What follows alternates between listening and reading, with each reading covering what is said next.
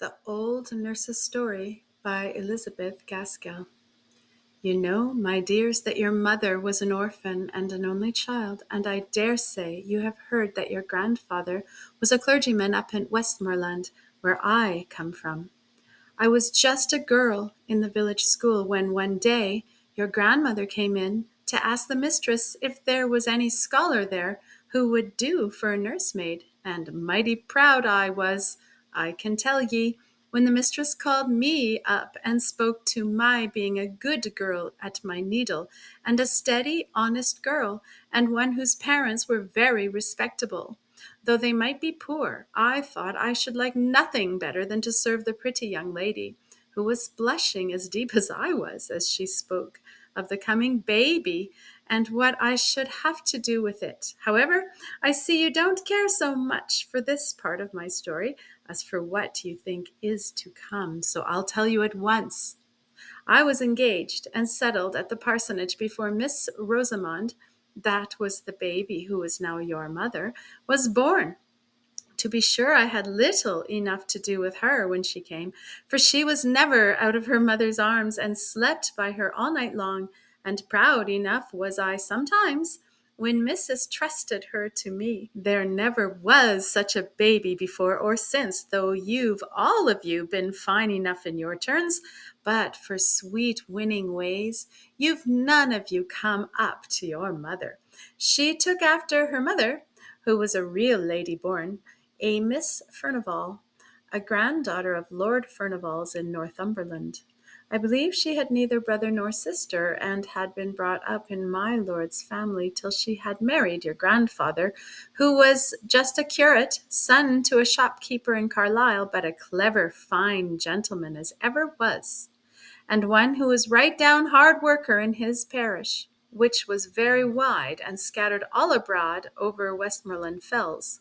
When your mother, little Miss Rosamond, was about 4 or 5 years old, both her parents died in a fortnight, one after the other. Ah, that was a sad time. My pretty young mistress and me was looking for another baby when my master came home from one of his long rides, wet and tired, and took the fever he died of. And then she never held up her head again, but lived just to see her dead baby and have it laid on her breast before she sighed away her life. My mistress had asked me on her deathbed never to leave Miss Rosamond, but if she had never spoken a word, I would have gone with that little child to the end of the world. The next thing, and before we had all stilled our sobs, the executors and guardians came to settle the affairs. They were my poor young mistress's own cousin, Lord Furnivall, and Mr. Esthwaite, my master's brother, a shopkeeper in Manchester, not so well to do then as he was afterwards, and with a large family rising about him. Well, I don't know if it were their settling, or because of a letter my mistress wrote on her death-bed to her cousin my lord, but somehow it was settled that Miss Rosamond and me were to go to Furnivall Manor House in Northumberland, and my lord spoke as if it had been her mother's wish that she should live with his family, and as if he had no objections, for that one or two more or less could make no difference in so grand a household. So, though that was not the way in which I should have wished the coming of my bright and pretty pet to have been looked at, who was like a sunbeam in any family, be it never so grand, I was well pleased that all the folks in the dale should stare and admire when they heard that I was going to be the young lady's maid at my Lord Furnivall's at Furnivall Manor. But I made a mistake in thinking we were to go and live where my lord did. It turned out that the family had left Furnivall Manor house 50 years or more.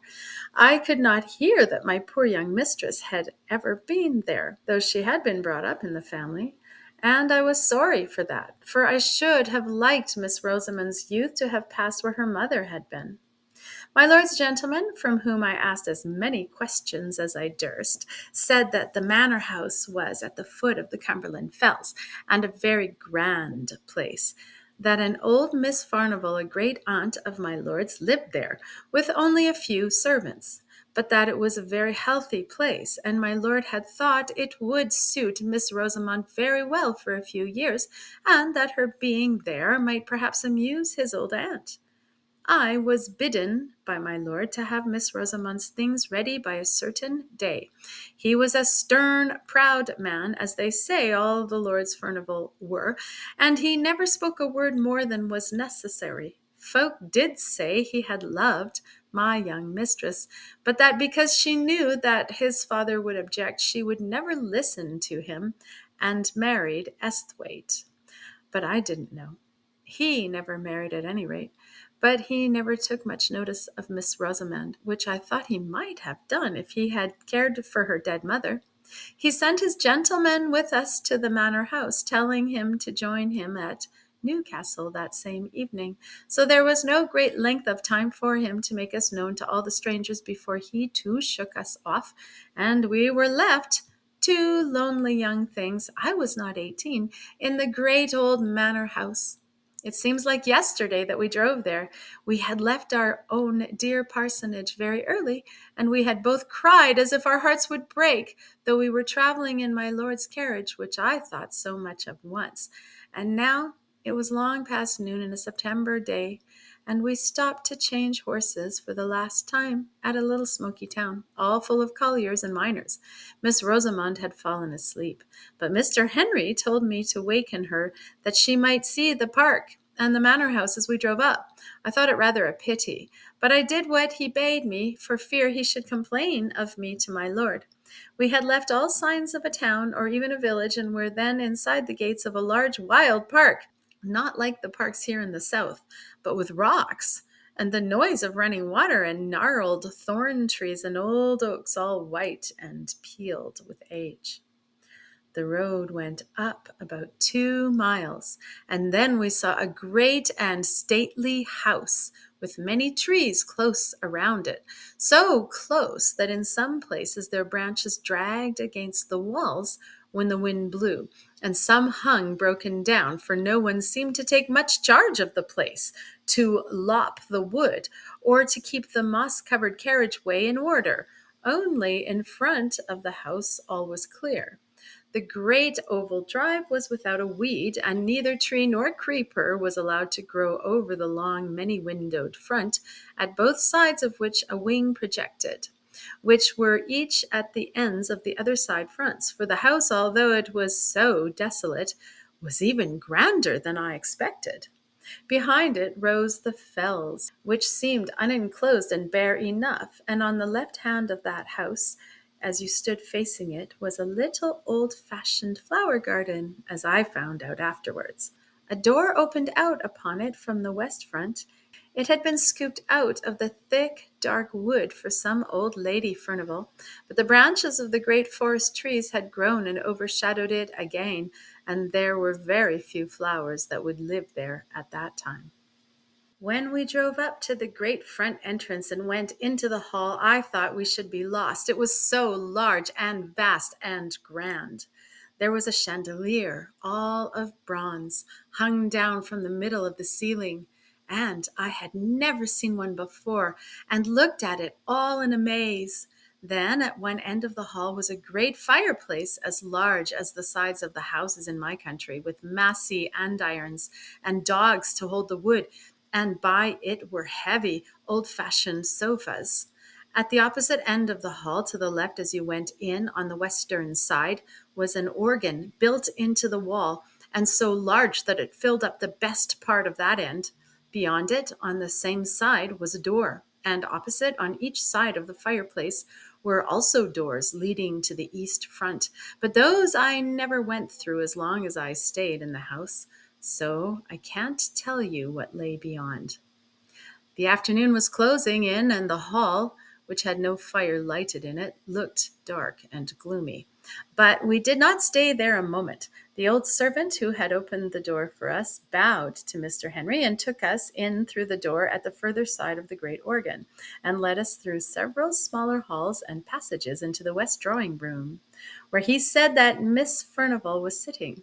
Poor little Rosamond held very tight to me, as if she were scared and lost in that great place, and as for myself, I was not much better. The west drawing room was very cheerful looking, with a warm fire in it, and plenty of good, comfortable furniture about. Miss Furnivall was an old lady, not far from 80, I should think, but I do not know. She was thin and tall, and had a face as full of fine wrinkles as if they had been drawn all over it with a needle's point. Her eyes were very watchful to make up, I suppose, for her being so deaf as to be obliged to use a trumpet. Sitting with her, working at the same great piece of tapestry, was Mrs. Stark, her maid and companion, and almost as old as she was. She had lived with Miss Furnivall ever since they both were young, and now she seemed more like a friend than a servant. She looked so cold and gray and stony, as if she had never loved or cared for anyone. And I don't suppose she did care for anyone except her mistress. And owing to the great deafness of the latter, Mrs. Stark treated her very much as if she were a child. Mr. Henry gave some message from my lord, and then he bowed good-bye to us all, taking no notice of my sweet little Rosamond's outstretched hand, and left us standing there, being looked at by the two old ladies through their spectacles. I was right glad when they rung for the old footman who had shown us in at first, and told him to take us to our rooms. So we went out of that great drawing room and into another sitting room, and out of that, and then up a great flight of stairs and along a broad gallery, which was something like a library, having books all down one side, and windows and writing tables all down the other, till we came to our rooms, which I was not sorry to hear were just over the kitchens, for I began to think I should be lost in that wilderness of a house. There was an old nursery that had been used for all the little lords and ladies long ago, with a pleasant fire burning in the grate, and the kettle boiling on the bob, and tea things spread out on the table. And out of that room was the night nursery, with a little crib for Miss Rosamond close to my bed. And old James called up Dorothy, his wife, to bid us welcome. And both he and she were so hospitable and kind that by and by Miss Rosamond and me felt quite at home, and by the time tea was over, she was sitting on Dorothy's knee and chattering away as fast as her little tongue could go. I soon found out that Dorothy was from Westmoreland, and that bound her and me together, as it were. And I would never wish to meet with kinder people than were old James and his wife. James had lived pretty nearly all his life in my lord's family, and thought there was no one so grand as they. He even looked down a little on his wife, because till he had married her, she had never lived in any but a farmer's household. But he was very fond of her, as well he might be. They had one servant under them to do all the rough work. Agnes, they called her. And she and me, and Dorothy and James, with Miss Furnivall and Mrs. Stark, made up the family, always remembering my sweet little Rosamond. I used to wonder what they had done before she came. They thought so much of her now. Kitchen and drawing room, it was all the same. The hard, sad Miss Furnivall, the cold Mrs. Stark, looked pleased when she came fluttering in like a bird, playing and pranking hither and thither with a continual murmur and pretty prattle of gladness. I am sure they were sorry many a time when she flitted away into the kitchen, though they were too proud to ask her to stay with them, and were a little surprised at her taste, though, to be sure, as Mrs. Stark said, it was not to be wondered at, remembering what stock her family had come of. The great old rambling house was a famous place for little Rosamond. She made expeditions all over it with me at her heels, all except the east wing, which was never opened, and whither we never thought of going. But in the western and northern part was many a pleasant room, full of things that were curiosities to us, though they might not have been to people who had seen more. The windows were darkened by the sweeping boughs of the trees and the ivy which had overgrown them. But in the green gloom we could manage to see old china jars and carved ivory boxes and great heavy books, and above all the old pictures. Once, I remember, my darling would have Dorothy go with us to tell us who they all were, for they were all portraits of some of my lord's family, though Dorothy could not tell us the names of everyone. We had gone through most of the rooms when we came to the old state drawing room over the hall, and there was a picture of Miss Furnivall, or so she was called in those days, Miss Grace, for she was the younger sister. Such a beauty she must have been, but with such a set, proud look, and such scorn looking out of her handsome eyes, with her eyebrows just a little raised, as if she wondered how anyone could have the impertinence to look at her, and her lip curled at us as we stood there gazing. She had a dress on, the like of which I had never seen before, but it was all the fashion when she was young. A hat of some soft white stuff like beaver, pulled a little over her brows, and a beautiful plume of feathers sweeping round it on one side, and her gown of blue satin was open in front to a quilted white stomacher. "Well, to be sure," said I, when I had gazed my fill. "Flesh is grass, they do say. But who would have thought that Miss Furnivall had been such an out-and-out beauty to see her now?" "Yes," said Dorothy, "folks change sadly. But if what my master's father used to say was true, Miss Furnivall, the elder sister, was handsomer than Miss Grace. Her picture is somewhere here, but if I show it you, you must never let on, even to James, that you have seen it. Can the little lady hold her tongue, think you?" asked she. I was not so sure, for she was such a little sweet, bold, open-spoken child, so I set her to hide herself, and then I helped Dorothy to turn a great picture that leaned with its face toward the wall, and not hung up as the others were. To be sure, it beat Miss Grace for beauty, and I think for scornful pride, too, though in that matter it might be hard to choose.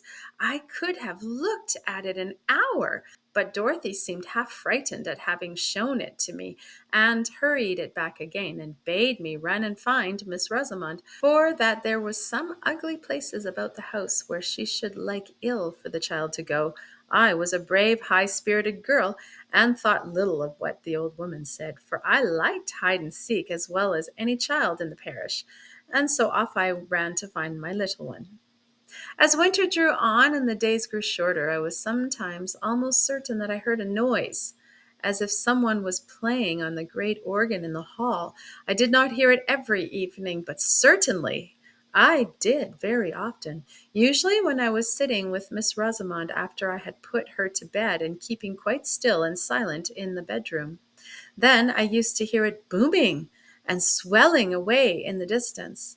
The first night when I went down to my supper, I asked Dorothy who had been playing music, and James said very shortly that I was a gawk to take the wind soughing among the trees for music. But I saw Dorothy look at him very fearfully, and Agnes, the kitchen maid, said something beneath her breath, and went quite white. I saw they did not like my questions, so I held my peace till I was with Dorothy alone, when I knew that I could get a good deal out of her. So the next day I watched my time, and I coaxed and asked her who it was that played the organ, for I knew that it was the organ and not the wind well enough, for all I had kept silent before James. But Dorothy had had her lesson, I'll warrant, and never a word could I get from her. So then I tried Agnes, though I had always held my head rather above her, as I was even to James and Dorothy, and she was little better than their servant. So she said I must never, never tell, and if I ever told, I was never to say she had told me. But it was a very strange noise, and she had heard it many a time, but most of all on winter nights and before storms. And folks did say it was the old lord playing on the great organ in the hall, just as he used to do when he was alive. But who the old lord was, or why he played, and why he played on stormy winter evenings in particular, she either could not or would not tell me. Well, I told you I had a brave heart, and I thought it was rather pleasant to have that grand music rolling about the house, let who would be the player.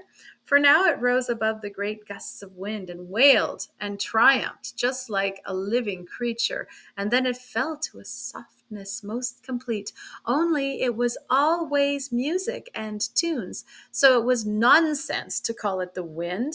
I thought at first that it might have been Miss Furnivall who played unknown to Agnes, but one day when I was in the hall by myself, I opened the organ and peeped all about it and around it, as I had done to the organ in Crosthwaite Church once before, and I saw it was all broken and destroyed inside, though it looked so brave and fine. And then, though it was noonday, my flesh began to creep a little, and I shut it up again and ran away pretty quickly to my own bright nursery, and I did not like hearing the music for some time after that any more than James and Dorothy did. All this time, Miss Rosamond was making herself more and more beloved. The old ladies liked her to dine with them at their early dinner. James stood behind Miss Furnivall's chair, and I behind Miss Rosamond's, all in state. And after dinner she would play about in the corner of the great drawing room, as still as any mouse, while Miss Furnivall slept, and I had my dinner in the kitchen. But she was glad enough to come to me in the nursery afterwards, for, as she said, Miss Furnivall was so sad, and Mrs. Stark so dull. But she and I were merry enough, and by I got not to care about that weird rolling music, which did one no harm, if we did not know where it came from. That winter was very cold. In the middle of October, the frosts began and lasted many, many weeks. I remember one day at dinner, Miss Furnivall lifted up her sad, heavy eyes and said to Mrs. Stark, "I am afraid we shall have a terrible winter," in a strange kind of meaning way. But Mrs. Stark pretended not to hear and talked very loud of something else. My little lady and I did not care for the frost, not we. As long as it was dry, we climbed up the steep brows behind the house and went up on the fells, which were bleak and bare enough, and there we ran races in the fresh, sharp air, and once we came down by a new path that took us past the two old gnarled holly trees, which grew about halfway down by the east side of the house. But the days grew shorter and shorter, and the old lord, if it was he, played away more and more stormily and sadly on the great organ. One Sunday afternoon, it must have been towards the end of November, I asked Dorothy to take charge of little Missy when she came out of the drawing room after Miss Furnivall had had her nap, for it was too cold to take her with me to the church, and yet I wanted to go. And Dorothy was glad enough to promise, and was so fond of the child that all seemed well, and Agnes and I set off very briskly, though the sky hung heavy and black over the white earth, as if the night had never fully gone away, and the air, though still, was very biting and keen. "We shall have a fall of snow," said Agnes to me, and sure enough, even when we were in the church, it came down, thick, in great large flakes, so thick it almost darkened the windows. It had stopped snowing before we came out, but it lay soft, thick, and deep beneath our feet as we tramped home. Before we got to the hall, the moon rose, and I think it was lighter then, wet with the moon and wet with the white dazzling snow, than it had been when we went to church between 2 and 3 o'clock. I have not told you that Miss Furnivall and Mrs. Stark never went to church. They used to read their prayers together in their quiet, gloomy way. They seemed to feel the Sunday very long, without their tapestry work to be busy at. So when I went to Dorothy in the kitchen to fetch Miss Rosamond and take her upstairs with me, I did not much wonder when the old woman told me that the ladies had kept the child with them, and that she had never come to the kitchen, as I had bidden her, when she was tired of behaving pretty in the drawing room. So I took off my things and went to find her and bring her to her supper in the nursery. But when I went into the best drawing room, there sat the two old ladies, very still and quiet, dropping out a word now and then, but looking as if nothing so bright and merry as Miss Rosamond had ever been near them. Still, I thought she might be hiding from me. It was one of her pretty ways, and that she had persuaded them to look as if they knew nothing about her. So I went softly peeping under this sofa and behind that chair, making believe I was sadly frightened at not finding her.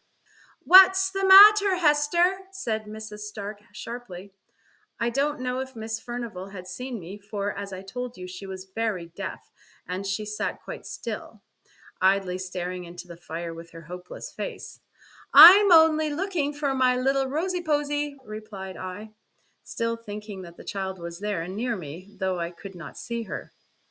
"Miss Rosamond is not here," said Mrs. Stark. "She went away more than an hour ago to find Dorothy." And she too turned and went on looking into the fire. My heart sank at this, and I began to wish I had never left my darling. I went back to Dorothy and told her. James was gone out for the day, but she and me and Agnes took lights and went up into the nursery first, and then we roamed over the great large house, calling and entreating Miss Rosamond to come out of her hiding place and not frighten us to death in that way. But there was no answer, no sound. "Oh," said I at last, "can she have got into the east wing and hidden there?" But Dorothy said it was not possible, for that she herself had never been in there, and that the doors were always locked, and my lord's steward had the keys. She believed, at any rate, neither she nor James had ever seen them. So I said I would go back and see if, after all, she was not hidden in the drawing room, unknown to the ladies. And if I found her there, I said I would whip her well for the fright she had given me, but I never meant to do it. Well, I went back to the west drawing room, and I told Mrs. Stark we could not find her anywhere, and asked for leave to look all about the furniture there, for I thought now that she might have fallen asleep in some warm hidden corner. But no, we looked. Miss Furnivall got up and looked, trembling all over, and she was nowhere there. Then we set off again, everyone in the house, and looked in all the places we had searched before. But we could not find her. Miss Furnivall shivered and shook so much that Mrs. Stark took her back into the warm drawing room, but not before they had made me promise to bring her to them when she was found. Well a day! I began to think she never would be found, when I bethought me to look out into the great front court, all covered with snow. I was upstairs when I looked out, but it was such dear moonlight I could see quite plain 2 little footprints, which might be traced from the hall door and round the corner of the east wing. I don't know how I got down, but I tugged open the great stiff hall door, and, throwing the skirt of my gown overhead for a cloak, I ran out. I turned the east corner, and there a black shadow fell on the snow. But when I came again into the moonlight, there were the little footmarks going up to the fells. It was bitter cold, so cold that the air almost took the skin off my face as I ran. But I ran on, crying to think how my poor little darling must be perished and frightened. I was within sight of the holly trees when I saw a shepherd coming down the hill, bearing something in his arms, wrapped in his maud. He shouted to me and asked me if I had lost a bairn, and when I could not speak for crying, he bore towards me, and I saw my wee bairnie lying still and white and stiff in his arms, as if she had been dead. He told me he had been up the fells to gather his sheep before the deep cold night came on, and that under the holly trees, black marks on the side hills where no other bush was for miles around, he had found my little lady, my lamb, my queen, my darling, stiff and cold in the terrible sleep which is frost begotten. Oh, the joy and the tears of having her in my arms once again, for I would not let him carry her, but took her, Maud and all, into my own arms and held her near my own warm neck and heart, and felt the life stealing slowly back into her little gentle limbs. But she was still insensible when we reached the hall, and I had no breath for speech. We went in by the kitchen door. "Bring the warming pan," said I, and I carried her upstairs and began undressing her by the nursery fire which Agnes had kept up. I called my little Lammy all the sweet and playful names I could think of, even while my eyes were blinded by my tears, and at last, oh, at length, She opened her large blue eyes, and then I put her into her warm bed and sent Dorothy down to tell Miss Furnivall that all was well, and I made up my mind to sit by my darling's bedside the livelong night. She fell away into a soft sleep as soon as her pretty head had touched the pillow, and I watched by her till morning light, when she wakened up bright and clear, or so I thought at first, and, my dears, so I think now. She said that she had fancied she should like to go to Dorothy, for that both the old ladies were asleep, and it was very dull in the drawing room, and that as she was going through the west lobby, she saw the snow through the high window falling soft and steady, but she wanted to see it lying pretty and white on the ground. So she made her way into the great hall, and then, going to the window, she saw it bright and soft upon the drive. But while she stood there, she saw a little girl, not as old as she was, but so pretty, said my darling. And this little girl beckoned to me to come out. And oh, she was so pretty and so sweet, I could not choose but go. And then this other little girl had taken her by the hand, and side by side, the two had gone round the east corner. "Now you are a naughty little girl telling stories," said I. "What would your good mamma, that is in heaven, and never told a story in her life, say to her little Rosamond if she heard her? And I dare say she does, telling stories." "Indeed, Hester," sobbed out my child, "I am telling you true. Indeed, I am." "Don't tell me," said I, very stern. "I tracked you by your footmarks through the snow, and there were only yours to be seen. And if you had had a little girl go hand in hand with you up the hill, don't you think the footprints would have gone along with yours?" "I can't help it, dear, dear Hester," said she, crying. "If they did not, I never looked at her feet.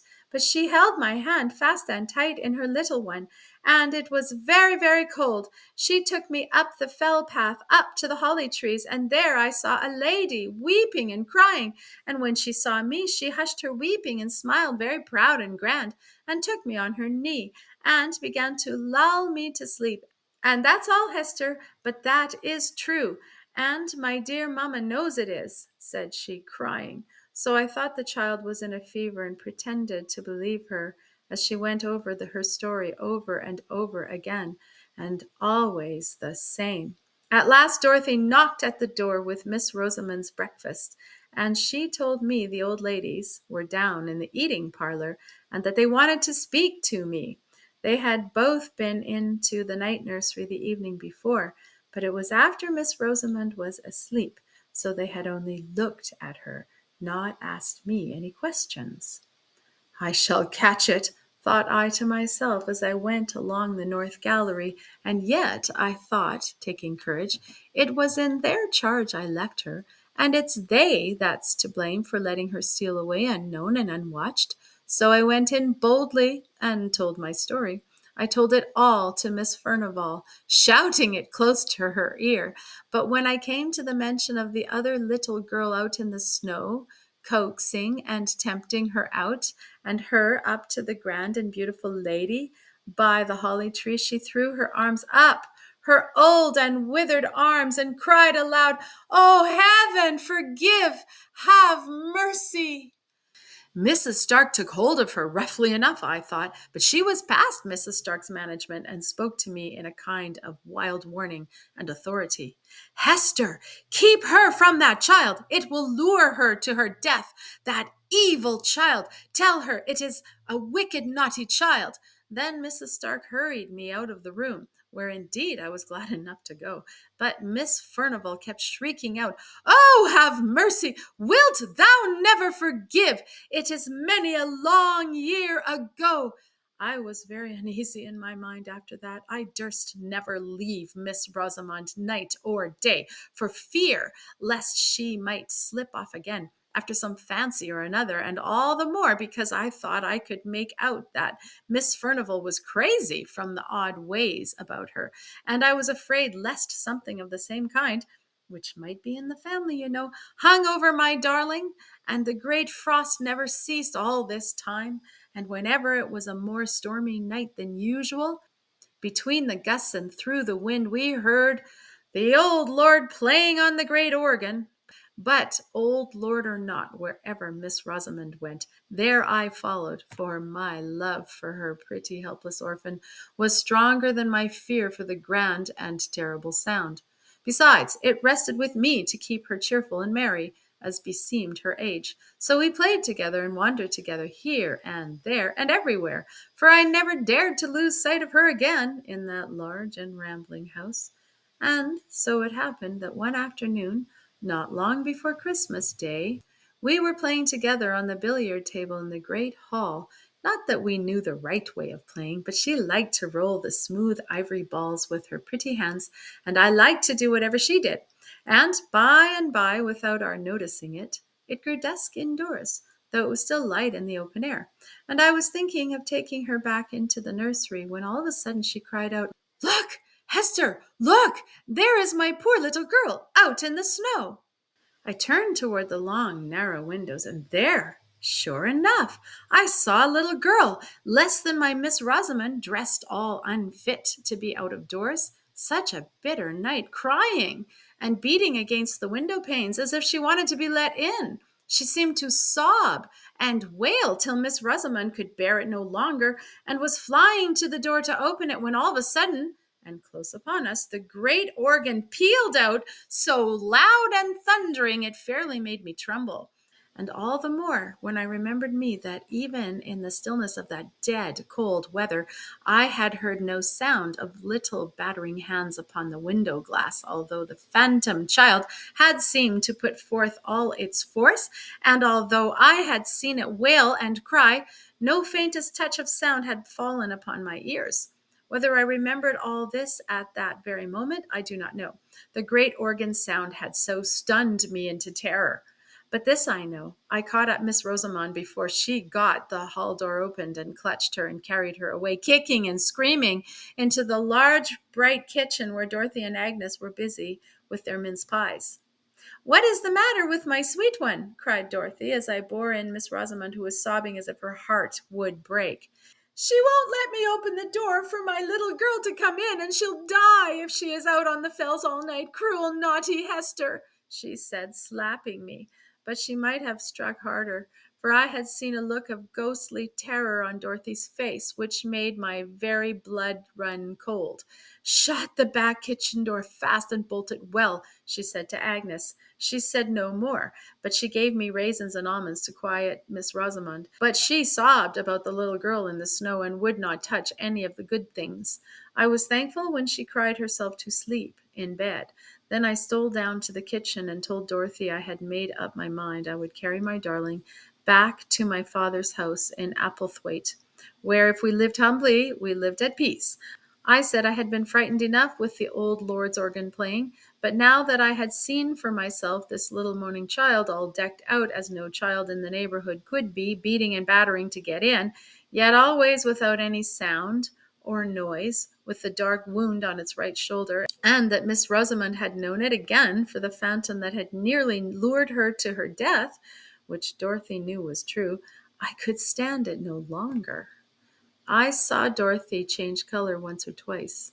When I had done, she told me she did not think I could take Miss Rosamond with me, for that she was my lord's ward, and that I had no right over her. And she asked me, would I leave the child that I was so fond of, just for sounds and sights that could do me no harm, and that they had all had to get used to it in their turns. I was all in a hot, trembling passion, and I said it was very well for her to talk, that knew what these sights and noises betokened, and that had perhaps had something to do with the spectre child while it was alive.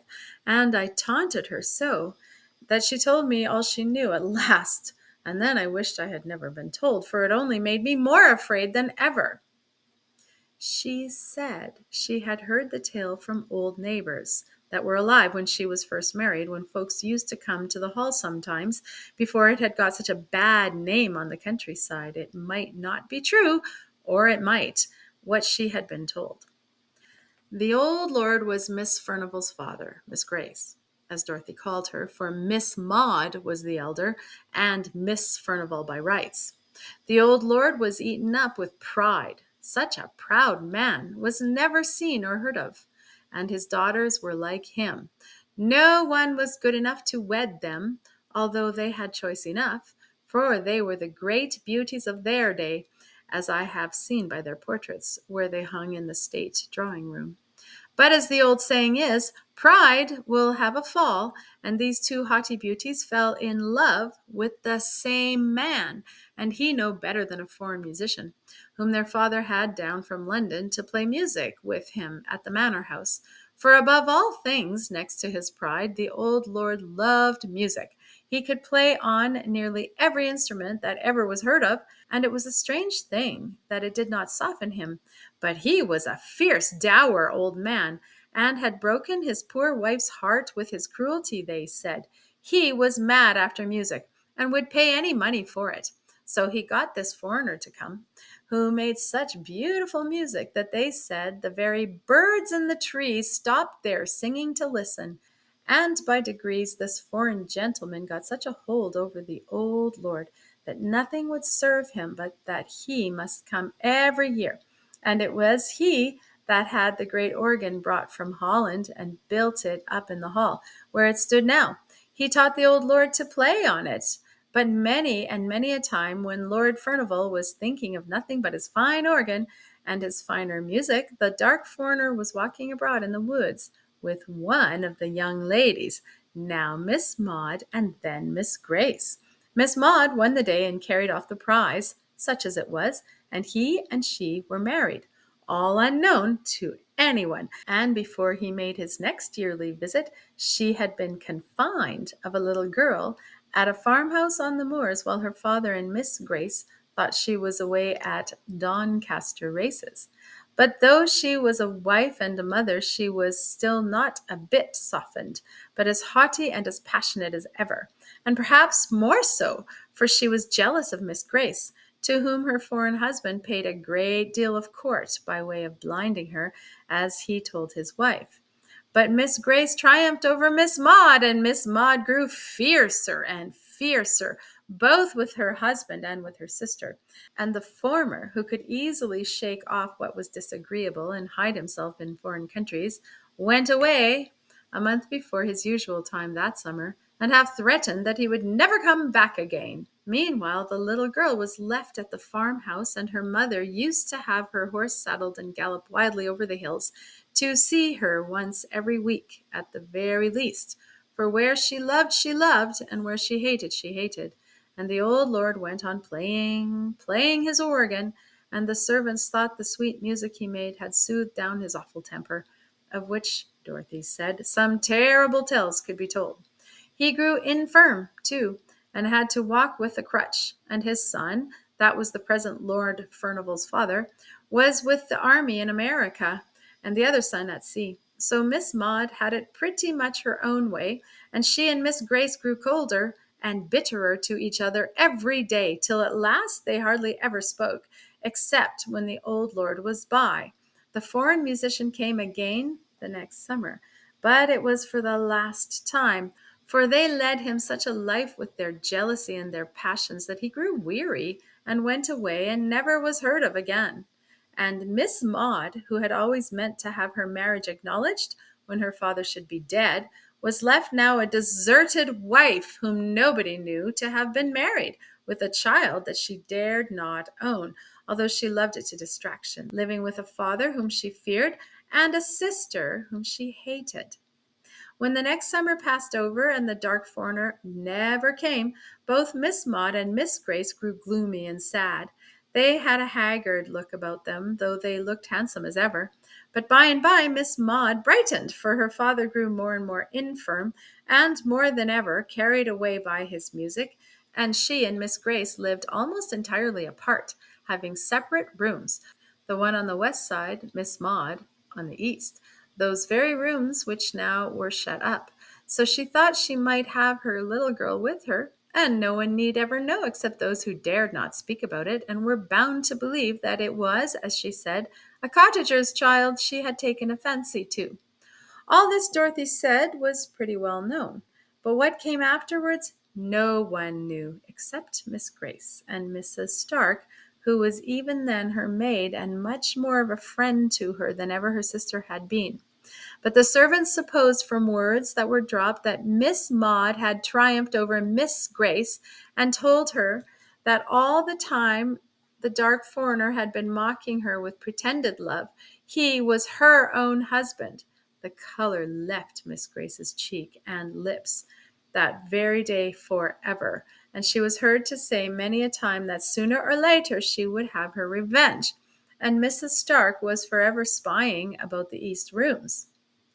One fearful night, just after the new year had come in, when the snow was lying thick and deep and the flakes were still falling fast enough to blind anyone who might be out and abroad, there was a great and violent noise heard, and the old lord's voice above all, cursing and swearing awfully, and the cries of a little child, and the proud defiance of a fierce woman, and the sound of a blow, and a dead stillness, and moans, and wailings dying away on the hillside.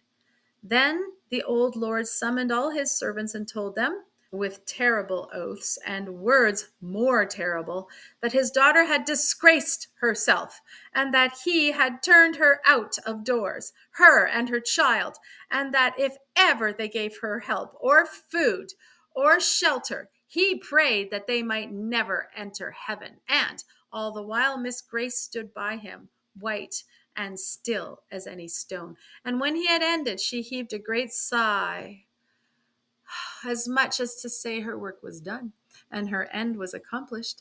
But the old lord never touched his organ again, and died within the year, and no wonder, for on the morrow of that wild and fearful night, the shepherds coming down the fell side found Miss Maud sitting all crazy and smiling under the holly trees, nursing a dead child with a terrible mark on its right shoulder. But that was not what killed it, said. It was the frost and the cold. Every wild creature was in its hole, and every beast in its fold. And while the child and its mother were turned out to wander on the fells. And now you know all, and I wonder if you are less frightened now. I was more frightened than ever, but I said I was not. I wished Miss Rosamond and myself well out of that dreadful house forever, but I would not leave her, and I dared not take her away. But oh, how I watched her and guarded her! We bolted the doors and shut the window shutters fast, an hour or more before dark, rather than leave them open 5 minutes too late. But my little lady still heard the weird child crying and mourning, and not all we could do or say could keep her from wanting to go to her and let her in from the cruel wind and the snow. All this time I kept away from Miss Furnivall and Mrs. Stark as much as ever I could, for I feared them. I knew no good could be about them, with their gray, hard faces and their dreamy eyes, looking back into the ghastly years that were gone. But even in my fear, I had a kind of pity for Miss Furnivall at least. Those gone down to the pit can hardly have a more hopeless look than that which was ever on her face. At last I even got so sorry for her, who never said a word, but what was quite forced from her, that I prayed for her. And I taught Miss Rosamond to pray for one who had done a deadly sin. But often when she came to those words, she would listen and start up from her knees and say, I hear my little girl plaining and crying very sad. Oh, let her in, or she will die. One night, just after New Year's Day had come at last, and the long winter had taken a turn, as I hoped, I heard the west drawing-room bell ring 3 times, which was the signal for me. I would not leave Miss Rosamond alone, for all she was asleep, for the old lord had been playing wilder than ever, and I feared lest my darling should waken to hear the spectre child. See her I knew she could not. I had fastened the windows too well for that. So I took her out of her bed and wrapped her up in such outer clothes as were most handy, and carried her down to the drawing-room, where the old ladies sat in their tapestry work as usual. They looked up, and Mrs. Stark asked, quite astounded, Why did I bring Miss Rosamond there out of her warm bed? I had begun to whisper, because I was afraid of her being tempted out while I was away by the wild child of the snow, when she stopped me short with a glance at Miss Furnivall, and said Miss Furnivall wanted me to undo some work she had done wrong, which neither of them could see to unpick. So I laid my pretty dear on the sofa and sat down on a stool by them and hardened my heart against them as I heard the wind rising and howling. Miss Rosamond slept on sound, for all the wind blew so, and Miss Furnivall said never a word, nor looked round when the gusts shook the windows.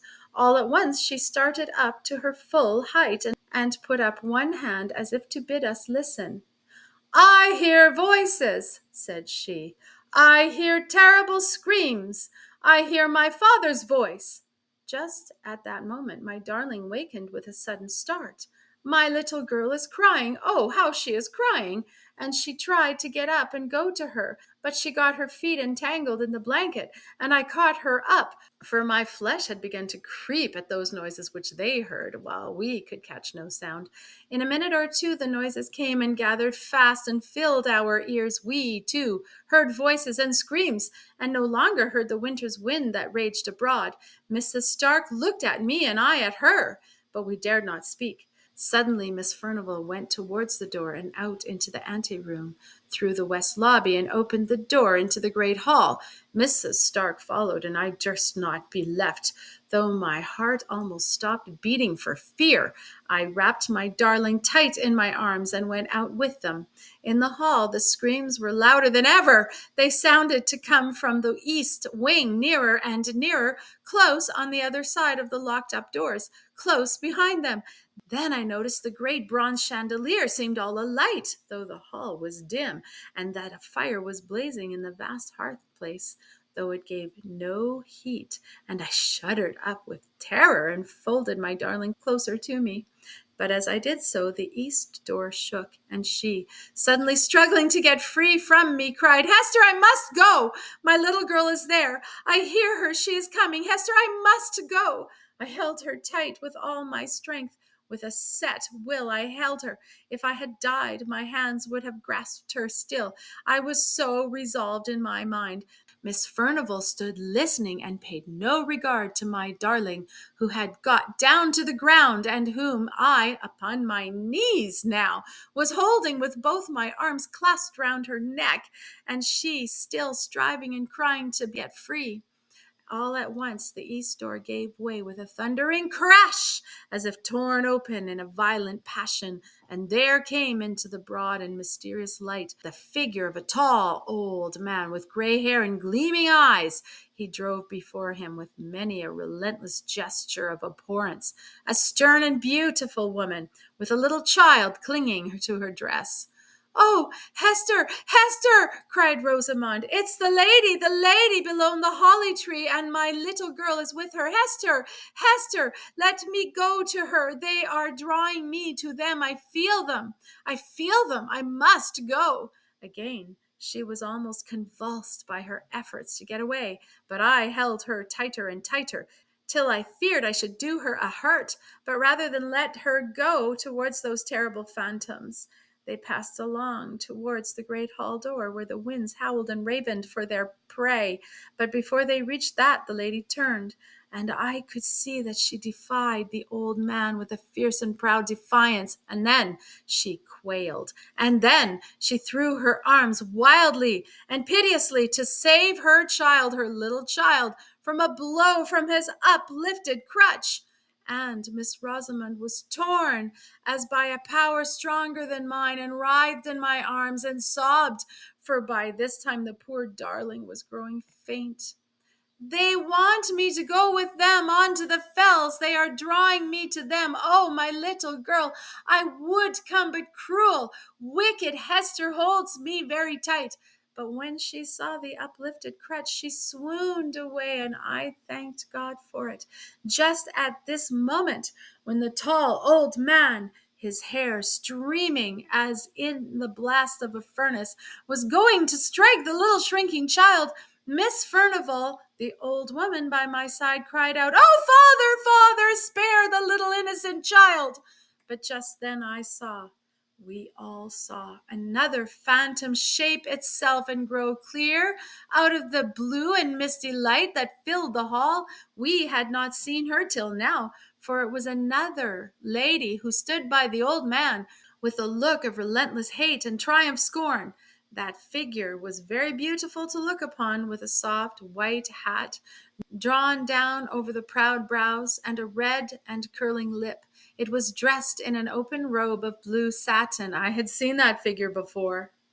It was the likeness of Miss Furnivall in her youth, and the terrible phantoms moved on, regardless of old Mrs. Furnivall's wild entreaty, and the uplifted crutch fell on the right shoulder of the little child, and the younger sister looked on stony and deadly serene. But at that moment the dim lights and the fire that gave no heat went out of themselves, and Miss Furnivall lay at our feet, stricken down by the palsy, death stricken.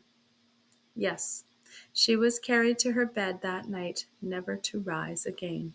She lay with her face to the wall, muttering low, but muttering always, "Alas, alas, what is done in youth can never be undone in age. What is done in youth can never be undone in age." The end.